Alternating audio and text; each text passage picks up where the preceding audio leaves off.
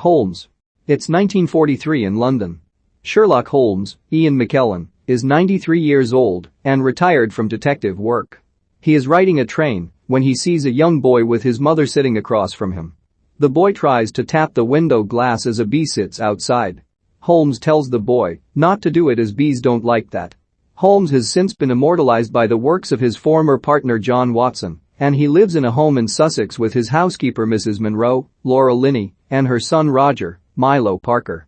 Holmes is returning from a trip to Japan with a jar of jelly from a prickly ash plant to help him with his memory as he is trying to recollect the details of his last case. Watson previously tried to write the case, but Holmes was dissatisfied with how he wrote it, so Holmes hopes to finish it his way, if only he could remember. In his spare time, Holmes tends to an apiary of bees. Roger takes an interest and joins Holmes whenever he goes outside. He also hopes to help Holmes regain the memories of his final case. We see a flashback of Holmes' trip to Japan, where he met with a man named Tomiki Yamazaki, Hiroyuki Sanada. He brings Holmes to his home, where his mother serves them tea. She inquires about Holmes' supposed trademark deerstalker hat, which Holmes states is a misconception, as well as the notion that he smokes with a pipe, he prefers cigars. Yamazaki supplies Holmes with the prickly ash jelly. Holmes is visited by Dr. Barry, Roger Allam, who knows his memory is failing and suggests that he be placed in a special home to be taken care of, but Holmes refuses. We see the flashback to Holmes' last case 35 years earlier, where he met with a man named Thomas Kelmott, Patrick Kennedy, over the circumstances surrounding his wife Anne, Hattie Morahan. Thomas stated that Anne had suffered 2 miscarriages, and the doctors said that trying again would be too dangerous. Anne became depressed, but later took up playing the glass harmonica.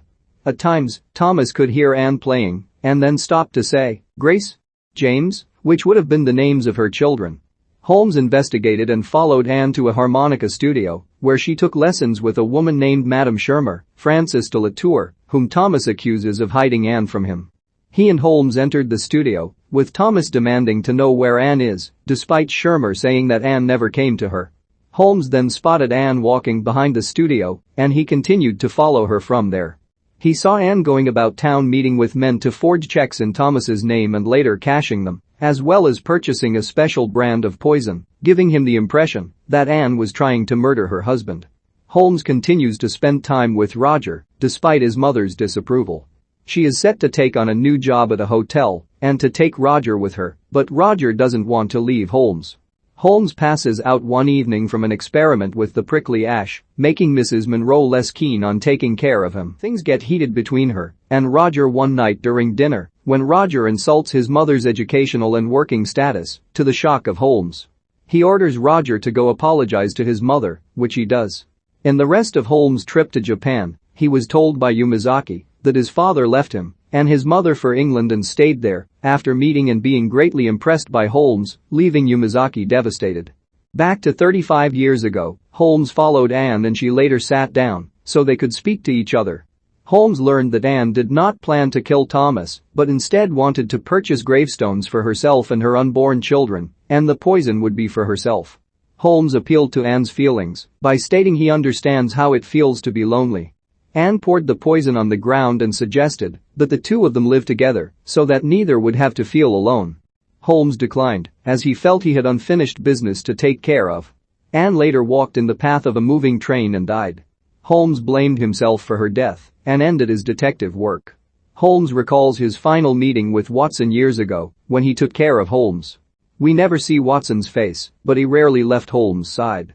Watson would pass away not long after. Holmes resolves his issue with Yamazaki by writing a letter to him saying his father was a member of the British Empire after realizing Watson's version of his last case was kindness toward Thomas. One afternoon, Holmes heads to the apiary when he discovers Roger lying on the ground unconscious and covered in stings. Holmes calls for help and Mrs. Monroe runs out to her son. Roger is taken to the hospital and is being treated, but he is still unconscious. Back home, Mrs. Monroe douses the apiary with kerosene to light it up, telling Holmes he never cared about Roger. Holmes breaks down sobbing, saying he did. He quickly realizes that there is a nearby wasp's nest, which Holmes says Roger was trying to get rid of because it was the wasps that were killing the bees, but Roger got too close and got swarmed by wasps. He knows this because bees leave their stingers and wasps don't. Holmes and Mrs. Monroe burn the wasp's nest. Roger awakens and is later brought home to recuperate. Holmes tells Mrs. Monroe that she and Roger can have his house after he passes, instead of taking on another dead-end job. Holmes feels a sense of growth in his connections with others. Roger shows his mother how to tend to the bees. Holmes is last seen laying a group of stones in a circle in remembrance of those he knew and lost: Watson, his brother Mycroft, Mrs. Hudson, and Anne, among others.